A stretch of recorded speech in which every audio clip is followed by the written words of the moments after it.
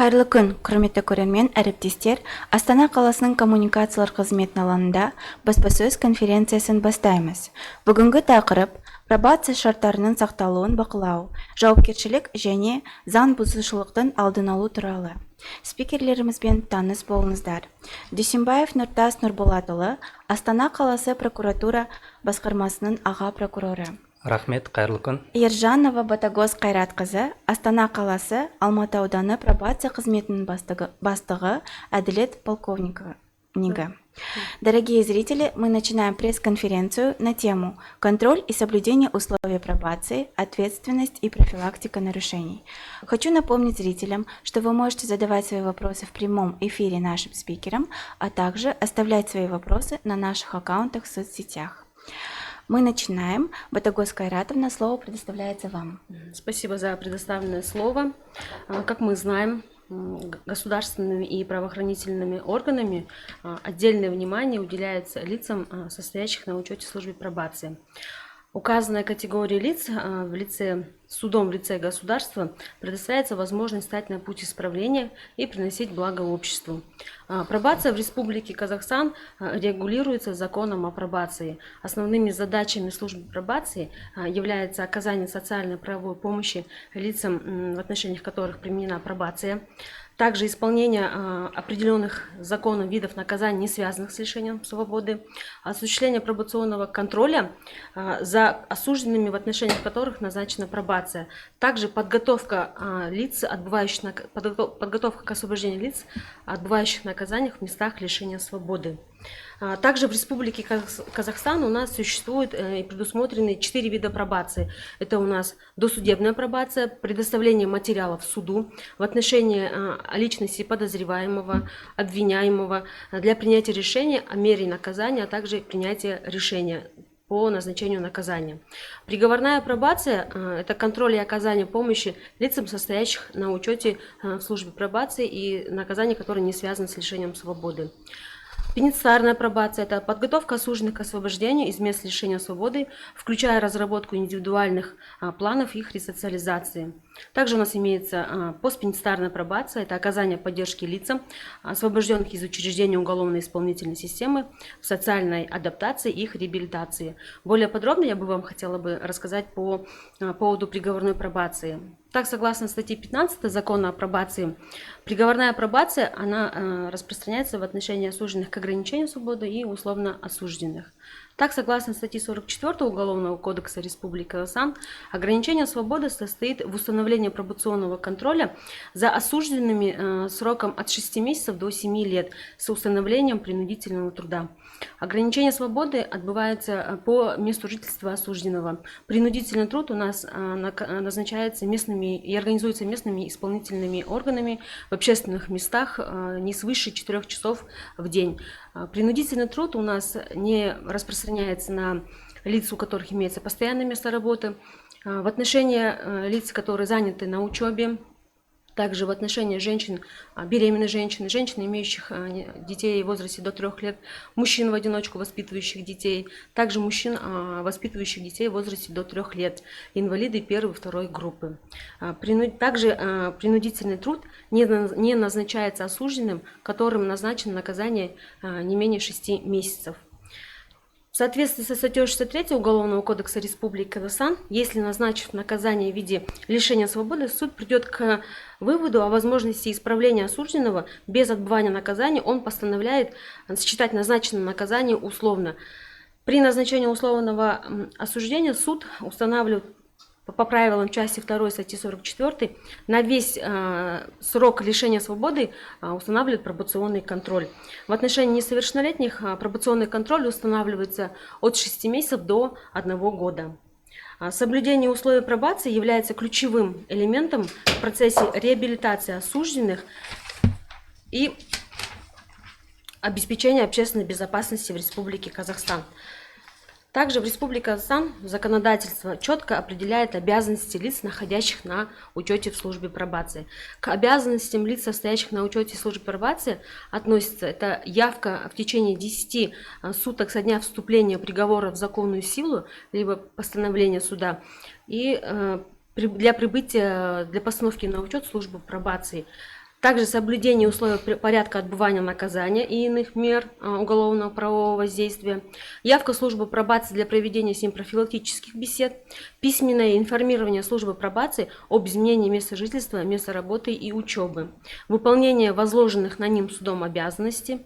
К таким и имеются у нас еще определенные обязанности, возложенные судом. То есть это у нас не покидать место жительства без уведомления уполномоченного органа, после 22:00 не посещать увеселительные заведения, кафе, рестораны и места, где связаны с употреблением алкогольных напитков. Не выезжать в другие местности без уведомления службы пробации, а также сообщать о перемене места работы, учебы и места проживания. Также данные правила распространяются и на осужденных к условному осуждению.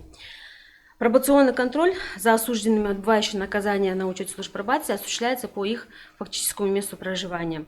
Для обеспечения надлежащего контроля и получения информации о месте нахождения осужденного, служба пробации имеет право применить электронные браслеты слежения. В настоящее время Департаментом уголовно-исполнительной системы по городу Астаны в отношении 220 осужденных применяются электронные браслеты слежения. Также при постановке на учет службы пробации осужденного инспектор службы пробации приглашает подучетного, где в ходе с ним проведенной беседы устанавливают его место жительства, устанавливают его состояние здоровья, образование, трудовую деятельность, разъясняет осужденному порядок отбывания наказания, получение социально-правовой помощи, осуществление и прекращение в отношении него пробационного контроля, а также устанавливают дни его явки для регистрации в службу пробации. Также инспектор службы пробации разъясняет осужденному порядок исполнения возложенных на него судом обязанностей и исполнения принудительного труда, привлечение и ответственность за неисполнение возложенных обязанностей, а также неисполнение принудительного труда. Аналогичные требования у нас распространяются на осужденных к условному осуждению. Для предотвращения нарушения условий отбывания наказания служба пробации реализует комплекс профилактических мер, включая в себя индивидуальные беседы, то есть при регистрации с осужденными инспектор пробации проводит с ним профилактическую беседу. Социально-правовая помощь включает в себя трудоустройство осужденных, получение им образования, оказание помощи в получении медицинской помощи, мониторинг поведения, то есть это регулярные проверки по месту жительства осужденного. Эти все меры у нас направлены на поддержку осужденных в процессе их реинтеграции и в обществе и снижения со стороны подучетного новых повторных преступлений. У меня все. Благодарим за содержательный доклад. Келесі сөз кезегі Нұртас Нұрболатұлы сізге беріледі. Берілген сөз үшін рахмет. Сот төралығының механизмі пробациялық бақылау шарттарын бұзған жағдайда жауапкершілікті де қарастырады. Прокуратура мен жол берілген бұзушылықтар бойынша жауапкершіліктің бұлтартпастығына ерекше назар аударылады. В соответствии с частью 1 статьи 66 Уголовно-исполнительного кодекса нарушением условий отбывания наказания в виде ограничения свободы являются неисполнение обязанностей по возложенных судом обязанностей. К одним из таких условий относится не покидать место жительства в ночное время с 20:00 часов до 6 утра, выполнению требований службы пробации, не посещению мест, определенных судом по представлению службы пробации, смены без уведомления службы пробации места жительства, работы, учебы, выезду за пределы административно-территориальной единицы, неявку службы пробации в установленные дни для регистрации и проведения воспитательной работы, наличию при себе документа, удостоверяющего личность, умышленное повреждение электронных средств слежения, совершение административных правонарушений, посягающих на права личности, семейно-бытовые отношения, на права несовершеннолетних, на общественный порядок и нравственность. Данные нарушения регулируются главой 10, 12 и 25 Кодекса об административных правонарушениях. Вместе с тем законодатель предусмотрел злостные нарушения, установленные для лиц, осужденных к ограничению свободы. К таковым относится повторное совершение нарушений, установленных в части 1 статьи 66 Уголовно-исполнительного кодекса, то есть вышеназванных норм. В том числе также выезд за пределы Республики Казахстан, то есть пересечение государственной границы, Совершение осужденным уголовного правонарушения, в том числе повторного преступления, в случае, если уголовное дело прекращено по нереабилитирующим основаниям.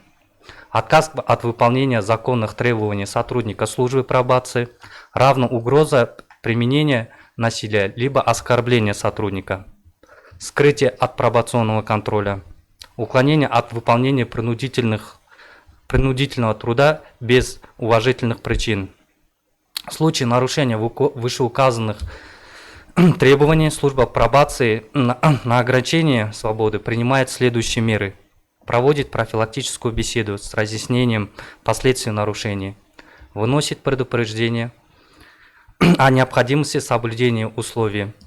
При повторных и злостных нарушениях вносит в суд представление о замене наказания с ограничения свободы на лишение свободы. В части осужденных условно, в случае, если лицо совершило административное правонарушение, посягающих на права личности, на права несовершеннолетних, на семейно-бытовые отношения, посягающих на общественный порядок и нравственность, умышленное повреждение электронных средств слежения, либо не явилось для регистрации без уважительной причины или смены места жительства без уведомления службы пробации, уклоняется от прохождения геномной регистрации, совершила уголовный проступок. Служба пробации вносит в суд представление о продлении срока пробационного контроля, но не более чем на 1 год, а в отношении несовершеннолетнего не более 6 месяцев, а также в письменной форме выносит предупреждение о возможности отмены условного осуждения. В случае неисполнения лицом, осужденным условно возложенных на него судом обязанностей, либо повторного совершения им нарушений, указанных в части 1 статьи 176 Уголовно-исполнительного кодекса, то есть вышеназванных норм, а также если она скрылась от пробационного контроля, служба пробации вносит в суд представление об отмене условного осуждения и исполнении назначенного наказания приговором суда, а в отношении несовершеннолетнего осужденного о продлении срока пробационного контроля, но не более чем на 1 год. Такая последовательность действий позволяет обеспечить дисциплину среди осужденных и минимизировать риск повторных правонарушений. Вместе с тем, по инициативе прокуратуры города в целях профилактики правонарушений среди подучетных лиц пробации в районах созданы мобильные группы из числа сотрудников прокуратуры районного звена, службы пробации, местного исполнительного органа, представителей Центра трудовой мобильности, органов опеки и попечительства, психологов, судоисполнителей и участковых инспекторов полиции. Мобильными группами на постоянной основе проводится работа по изучению личности, обследованию условий их семей, оказанию помощи в решении бытовых проблем, профилактической беседе с подучетными, организации ярмарок по имеющимся вакансиям, посещению мест лишения свободы в профилактических целях. Так, за 2024 год проверкой охвачено более 3000 подучетных, трудоустроено по квоте 85 осужденных, оказана психологическая помощь 676 подучетным, 188 осужденным выплачена единовременная помощь в размере 15 месячных расчетных показателей. 4 лица прошли обучение по программе «Бастал», 2 осужденных обеспечены жильем. При координации прокуратуры города проведено 5 ярмарок по рабочим вакансиям на площадке Центра трудовой мобильности с привлечением представителей малого и среднего бизнеса. Организовано посещение следственного изолятора 8 раз для предупреждения совершения правонарушения подучетными пробации. Периодически организовываются духовно-нравственные мероприятия, такие как посещение Национального музея Республики Казахстан и театров осужденными. Прокуратурой с приглашением представителей уполномоченных органов проведено 15 круглых столов с обсуждением имеющихся проблем и выработкой рекомендаций по их решению. Заслушивание отчетов в мобильной группе проводится ежемесячно прокурорами районов. Кратко озвучу статистику. На территории столицы за 2024 год по учетам пробации прошло 5824 подучетных. Из них 5284 лица, осужденных к ограничению свободы, 540 лиц условно. За 2024 год подучетными допущено 1780 нарушений условий пробационного контроля. По всем выписаны предупреждения. 365 злостным нарушителям мера наказания заменены на лишение свободы. 62 осужденных переведены на более высокие риски. В настоящее время на учете состоит 2093 осужденных. К примеру, на 28 августа 2024 года осужденный совершил повторное правонарушение, предусмотренное частью 1 статьи 190 Уголовного кодекса, то есть мошенничество, которое 20 сентября 2024 года прекращено по нереабилитирующим основаниям с возмещением ущерба и признанием вины подучетным. При этом подучетный ранее осужден к ограничению свободы, тем самым злостно нарушил условия пробационного контроля. По постановлению суда осужденному наказание заменено с ограничения свободы на лишение свободы. Другой пример. Лицо, состоящее на учете пробации, с момента постановки на учет неоднократно привлекался к административной ответственности, предусмотренными статьями 73, 437, 440. То есть это противоправные действия в сфере семейно-бытовых отношений, нарушение тишины, распитие алкогольных напитков в общественных местах. Совокупность указанных нарушений является злостными нарушениями условий пробационного контроля согласно статье части 1 статьи 67 Уголовно-исполнительного кодекса. В данном случае совершение нескольких административных правонарушений осужденным является злостным нарушением. По результатам рассмотрения представления службы пробации судом принято решение о направлении подучетного в места лишения свободы. В заключение хотелось бы сказать, таким образом эффективный контроль и соблюдение условий пробации являются ключевыми элементами в обеспечении безопасности общества и профилактики правонарушений среди подучетных лиц. Спасибо за внимание. У меня все. Спасибо большое за развернутую информацию. Дорогие зрители, мы переходим к сессии «Вопросы-ответы». И первый вопрос звучит так. Какова периодичность регистрации осужденных и проверок по месту жительства? Так, у нас согласно статье 174 Уголовно-исполнительного кодекса Республики Казахстан регистрация проводится у нас 2 раза в месяц в службах пробации с проведением профилактических бесед с осужденными. Проверка по месту жительства осуществляется у нас раз в месяц совместно с представителями прокуратуры, а также с представителями местной полицейской службы. Спасибо за ответ. Следующий вопрос. Какие нарушения условий пробационного контроля считаются злостными? Так, согласно статье 67 Уголовно-исполнительного кодекса, злостными нарушениями пробационного контроля является у нас совершение повторного преступления в течение пробационного контроля, скрытие от пробационного контроля, уклонение от принудительного труда, выезд за пределы Республики Казахстан, совершение повторного преступления, которое было прекращено на основании статьи 67, 68 и 65 Уголовного кодекса Республики Казахстан, отказ от выполнения требований сотрудников служб пробации, а также ровное оскорбление либо угроза применения насилия в отношении сотрудников пробации. Данное нарушение является злостным нарушением порядка отбывания наказания в виде ограничения свободы. Благодарим за ответ. Следующий вопрос адресован вам, Нуртас Нурбалатович. Как прокуратура оценивает эффективность работы службы пробации? Спасибо за вопрос. Прокуратурой работа службы пробации оценивается путем проведения проверок, анализа нарушений и проведенных профилактических мероприятий со стороны службы пробации. Благодарю. Следующий вопрос. Как прокуратура способствует улучшению условий для осужденных на пробации? По инициативе прокуратуры города в районных прокуратурах созданы мобильные группы.